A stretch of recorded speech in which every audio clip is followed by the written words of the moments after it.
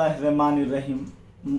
मैं शाह ज़ाकिर अमानुल्लाह, के Urdu girls high school Jalgaon, math first algebra का मशक़ी सेट 1.3 सबक नंबर 1,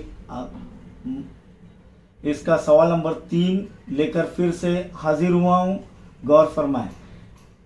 क्रैमर का उसूल इस्तेमाल करके हमजाद मसावतें हल कीजिए। हमने इससे पहले क्रैमर के उसूल से हमजाद मसावतें हल किए। इसका चौथा वाला जो है फिर से देखेंगे हम। हल नंबर 4, इसे कैसे लिखेंगे? सबसे पहले 6x नफ़ी 4y बराबर नफ़ी 12, 6x नफ़ी 4y बराबर नफ़ी 12 मसावत नंबर 1, और 8x नफ़ी 3y बराबर नफ़ी 2 मसावत नंबर 2। अब क्या करना है क्रैमर के उसूल से? सबसे पहले बताइए। हाँ, डी मालूम करना है। Very good. कैसे? 6 और 8 x के ज़रीब और y के ज़रीब नफ़ी 4 नफ़ी 3, ये लिख लीजिए। फिर इसीलिए d बराबर 6 ज़र नफ़ी 3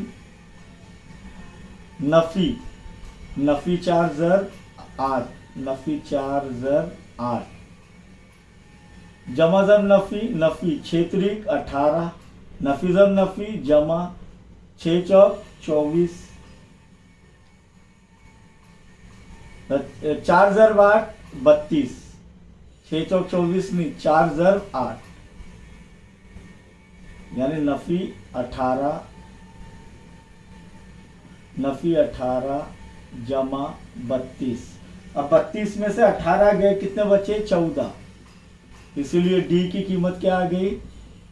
14। इसे एक खाके में कैद करके रखें ताकि हमें आसानी से मिल जाए कि डी बराबर 14 है आगे हल करने के लिए। अब क्या करेंगे? डी एक्स बराबर, तो x के ज़रीब को छुपा लेंगे, वहां पर क्या आ जाएंगे? C1 C2 की कीमत नफ़ी 12 नफ़ी 2 बराबर, और y के ज़रीब नफ़ी 4 नफ़ी 3, तो बराबर क्या होगा? नफ़ी 12 ज़र नफ़ी 3। सही है? नफ़ी फॉर्मूला का नफ़ी क्या? नफ़ी 4 ज़र नफ़ी 2 नफ़ी ज़र जमा नफ़ी ज़र नफ़ी जमा, तो 12 त्रिक 36। अब नफ़ी ज़र नफ़ी जमा और नफ़ी ज़र जमा नफ़ी 4 दूनी 8। अब 36 में से 8 गए, कितने बचे? 28। इसीलिए dx बराबर क्या आ रहा है? 28। इसको भी कैद करके रखेंगे हम लोग। फौरन क्या हासिल करेंगे? dy बराबर, तो x के ज़रीब वैसी के वैसी रहेंगे 6 8, और y के ज़रीब की जगह क्या आ जाएगा? नफ़ी 12 नफ़ी 2 C1 C2। इसीलिए dy बराबर 6 ज़र नफ़ी 2 नफ़ी 12 ज़र 8। इसीलिए dy बराबर जमा ज़र नफ़ी 6 दूनी 12 नफ़ी ज़र नफ़ी जमा 12 आगे 96।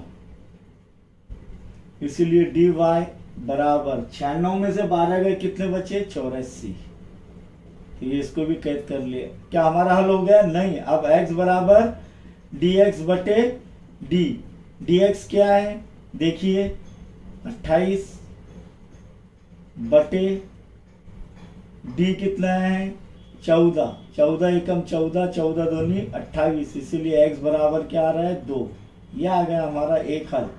अब y बराबर क्या रहेगा?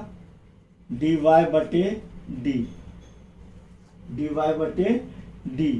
तो dy कितना? 84 बटे d की कीमत 14 14 एका 14 14 छक्के 84, तो y बराबर 6।